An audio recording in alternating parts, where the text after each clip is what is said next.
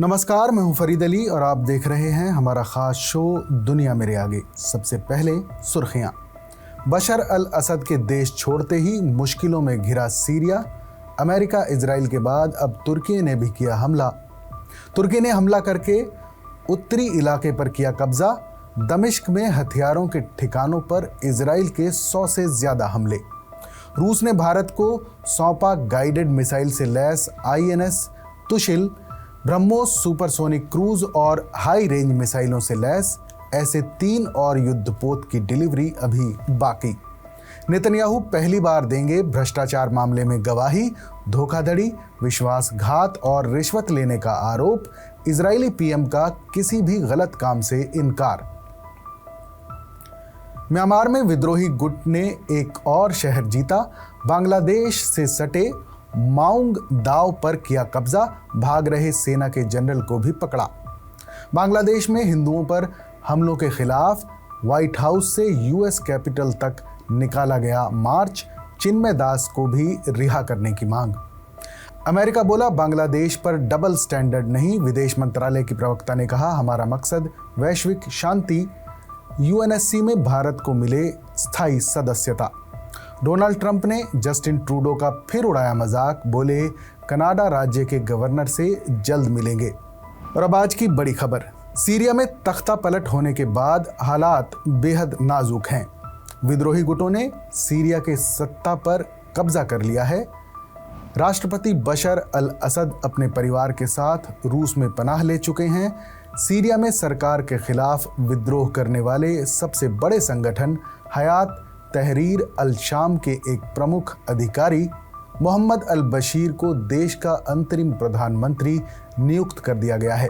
इसके साथ ही देश में 13 साल से चले आ रहे गृह युद्ध का अंत हो गया है। भारत की राजधानी दिल्ली और सीरिया की राजधानी दमिश्क के बीच यूं तो हजारों किलोमीटर का फासला है, मगर सीरिया के घटनाक्रम पर दिल्ली की भी नजर बनी हुई है। सीरिया में जो कुछ हो रहा है वो भारत के लिए भी काफी चिंताजनक है, क्योंकि हाल के महीनों में भारत ने राष्ट्रपति असद के साथ रिश्तों को मजबूत बनाने की कोशिश तेज की थी। दोनों देश अलकायदा और IS जैसे संगठनों पर लगाम लगाने को लेकर संपर्क में थे, मगर अब इन्हीं संगठनों के हाथ में सीरिया की सत्ता जाने का खतरा मंडरा रहा है। भारतीय कूटनीतिकार पश्चिमी एशिया में भारतीय हितों के हिसाब से नए रिश्तों को गढ़ने में जुटे हैं, मगर साफ है कि सीरिया में बड़ी चुनौती का सामना करना पड़ेगा। करीब 3.5 साल पहले अफगानिस्तान में और फिर 3 महीने पहले बांग्लादेश में सत्ता परिवर्तन की चुनौतियों से जूझ रही भारत की कूटनीति को अब सीरिया में हुए बदलाव के साथ तालमेल बैठाना होगा। सीरिया लंबे समय से भारत का सहयोगी रहा है और यहाँ के घटनाक्रम सिर्फ मध्य पूर्व तक ही सीमित नहीं रहेंगे, बल्कि ये अप्रत्याशित तरीकों से भारत को भी प्रभावित कर सकते हैं। सीरिया में बशर अल असद शासन का अंत एक अहम घटनाक्रम है जो न सिर्फ भारत सीरिया के रिश्तों को प्रभावित करेगा, बल्कि व्यापक रूप से देखें तो यहाँ तेजी से 2 ध्रुवों में बंटती दुनिया नजर आ रही है। अब आपको बता दें कि इस सत्ता परिवर्तन का भारत सीरिया रिश्तों पर क्या असर पड़ेगा। असद का पतन और उसके बाद की अनिश्चितता इस क्षेत्र में भारत के राजनीतिक और आर्थिक हितों के लिए चिंता का सबब बन रही हैं। दोनों देशों के बीच आपसी रिश्ते पश्चिम एशिया में गुट निरपेक्ष आंदोलन के वक्त से ही रहे हैं। दोनों देशों के बीच प्राचीन सभ्यताओं का भी मेल मिलाप रहा है। 1957 में प्रधानमंत्री जवाहरलाल नेहरू सीरिया गए थे और तभी से दोनों देशों के बीच द्विपक्षीय दौर की शुरुआत हुई थी। उसी साल सीरिया के राष्ट्रपति शुक्री अल कुवैतली भी दिल्ली आए थे। भले ही खाड़ी देशों की तरह सीरिया में भारतीय लोगों की बड़ी आबादी नहीं है, लेकिन बशर अल असद के शासन के साथ भारत के हमेशा मजबूत रिश्ते रहे हैं। सीरिया में गृह युद्ध की शुरुआत 2011 में हुई, लेकिन असद सरकार के साथ भारत के रिश्ते बरकरार रहे। भारत ने लगातार संयुक्त राष्ट्र सुरक्षा परिषद के मुताबिक सीरिया के नेतृत्व का समर्थन किया है। जब सीरिया में गृह युद्ध चरम पर था, तब भी भारत ने दमिश्क में अपना दूतावास बनाए रखा। अब जब युद्ध खत्म हो गया है तो भारत के सामने नई चुनौतियां हैं। दरअसल असद परिवार यानी पहले हाफिज अल असद और बाद में उनके बेटे बशर अल असद के शासन में सीरिया हमेशा ही अहम मुद्दों पर भारत का समर्थक रहा है, खासतौर पर कश्मीर के मामले में। जब कई इस्लामिक देश कश्मीर के मामले में पाकिस्तान के रुख के साथ खड़े थे, तब सीरिया उन चुनिंदा देशों में शामिल था जिसने भारत का साथ दिया। 2019 में भारत ने जम्मू कश्मीर को विशेष दर्जा देने वाले अनुच्छेद 370 को खत्म कर दिया था, जिसे सीरियाई सरकार ने भारत का आंतरिक मामला बताया था। भारत भी ऐतिहासिक तौर पर गोलान हाइट्स पर सीरिया के दावे का समर्थन करता रहा है, जबकि इजराइल इसके खिलाफ रहा है। बशर अल असद का पतन सीरिया में ISIS समेत दूसरे कई चरमपंथी समूहों के उभार की वजह भी बन सकता है। जब इस्लामिक स्टेट की ताकत चरम पर थी तो रूस और ईरान के समर्थन से सीरिया ने इसकी ताकत खत्म कर दी थी। मिडिल ईस्ट मामलों के विशेषज्ञ कबीर तनेजा ने BBC से कहा कि भारत का दृष्टिकोण हमेशा ये रहा है कि भले ही सीरिया में घरेलू समस्याएं हों, लेकिन हमारे पास प्लान भी होना चाहिए। हमें एक और लीबिया की स्थिति नहीं चाहिए। लेकिन बदकिस्मती से मुझे लगता है कि यही सीरिया की दिशा है और ये वही ट्रेंड है जिसे भारत अफगानिस्तान में 2021 में देख चुका है। उन्होंने ये भी कहा कि मुझे लगता है कि भारत अपने रिश्ते बनाए रखने की कोशिश करेगा, चाहे वो तालिबान का कब्जा हो या HTS का दमिश्क पर कब्जा। ये आतंकवादी संगठन आखिरकार सरकार चला रहे हैं। चिंता की बात यह है कि अगर भारत HTS से बात करना शुरू करता है तो कल कश्मीर में आतंकवादी संगठन ये कह सकते हैं कि आप उनसे बात कर रहे हैं तो हमसे क्यों नहीं। ये एक बहुत ही नाजुक संतुलन है जिसे भारत को बनाए रखना होगा। भारत सीरिया के रिश्तों में कूटनीति के अलावा आर्थिक सहयोग और व्यापार भी एक बड़ा आधार है। सीरिया को भारत से कपड़े, मशीनरी और दवाइयों जैसे उत्पाद निर्यात किए जाते हैं, जबकि वहां से रॉक फॉस्फेट और कपास जैसे उत्पादों और कई तरह के कच्चे माल का आयात किया जाता है। भारत ने कई क्षेत्रों में सीरिया के विकास में अहम भूमिका निभाई है। इनमें पावर प्लांट के लिए $240 मिलियन अमेरिकी डॉलर का credit, IT infrastructure, steel plant, तेल क्षेत्र में सहयोग, चावल, दवाइयां और कपड़ों के अहम निर्यात शामिल हैं। जुलाई 2023 में तत्कालीन विदेश राज्य मंत्री V मुरलीधरन ने दमिश्क का एक महत्वपूर्ण मंत्री स्तरीय दौरा किया था। भारत ने सीरिया के तेल क्षेत्र में 2 बेहद अहम निवेश किए हैं। पहला 2004 में ONGC और IPR इंटरनेशनल के बीच तेल और प्राकृतिक गैस की तलाश के लिए करार है। दूसरा ONGC और चीन के CNPC द्वारा सीरिया में एक कनाडाई कंपनी में 37% हिस्सेदारी खरीदने के लिए किया गया एक संयुक्त निवेश है। साल 2008 में बशर अल असद भारत के दौरे पर आए थे। यहाँ उन्होंने कृषि सहयोग और सीरिया में फॉस्फेट संसाधनों पर अध्ययन करने की योजनाओं को मंजूरी दी थी।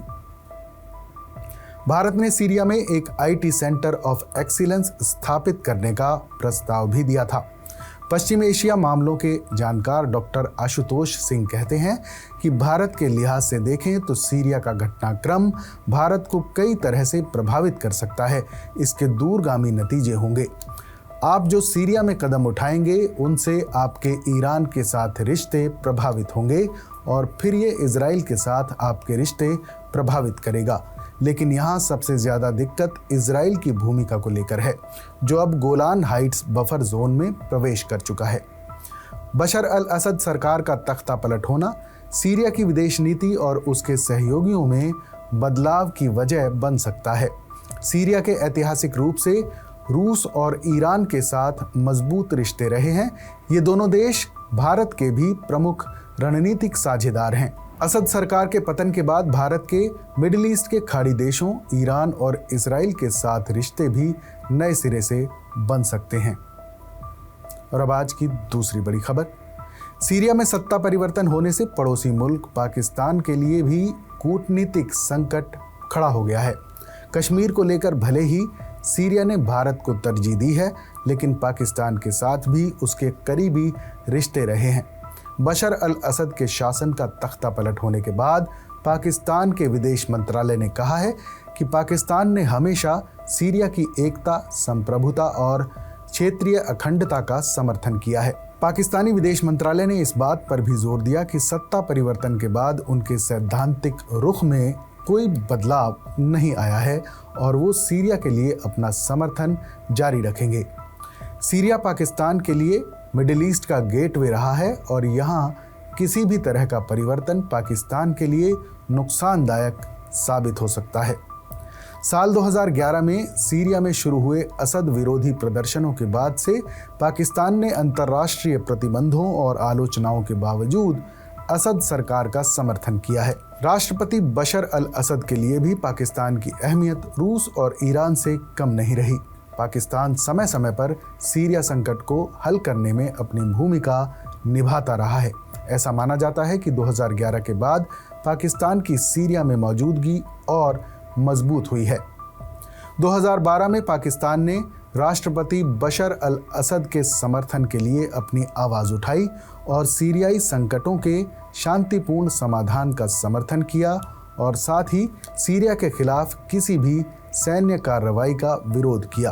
पाकिस्तान और सीरिया के बीच द्विपक्षीय संबंध ऐतिहासिक होने के साथ ही धार्मिक पृष्ठभूमि पर भी आधारित हैं। आधुनिक पाकिस्तान और सीरिया का क्षेत्र चीन को यूरोप से जोड़ने वाले सिल्क रूट का हिस्सा है।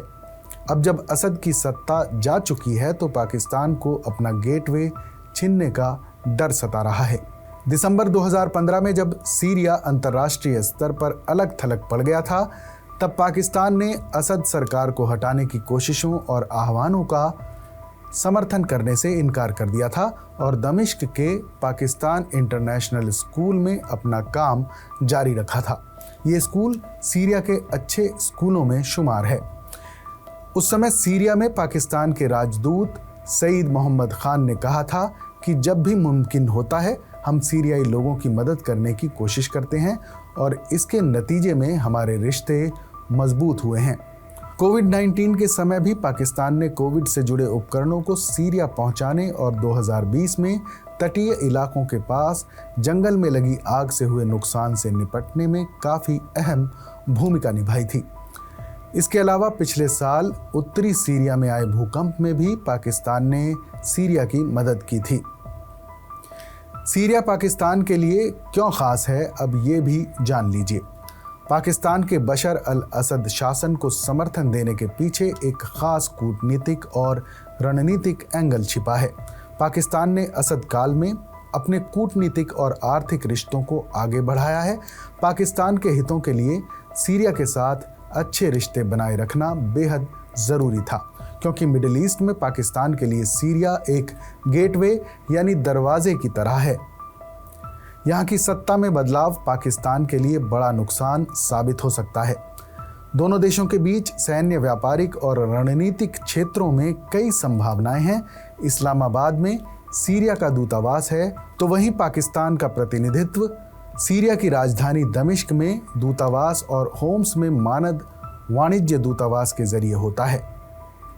पाकिस्तान के रिश्ते सीरिया के साथ असद परिवार के शासन से ही नहीं बल्कि उससे पहले से भी बहुत अच्छे रहे हैं।